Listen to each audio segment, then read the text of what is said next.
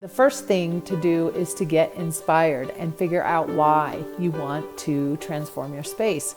The examples are maybe you want to do more cooking, so your kitchen would be a great place to transform. Or maybe you're drawn towards more plants, or you need to create a home office. These are all really good reasons to get inspired and be drawn to a vision in your head that's pleasant. Once you do that, then you can really look at your own lifestyle to set time aside. Some people may be working a lot, they don't have a lot of time, so they can set aside maybe 15 minutes a day. Set a timer or even maybe a YouTube song on the TV. Or you may have all kinds of time and you just, once you make the decision, you want to get it done. And it's a marathon, but at the end you're going to see huge progress.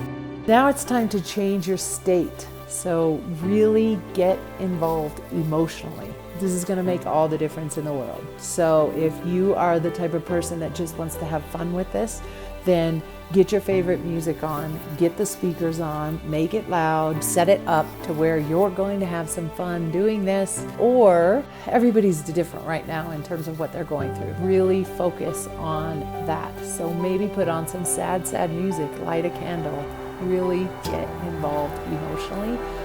Once you connect emotionally, then the first step is purging.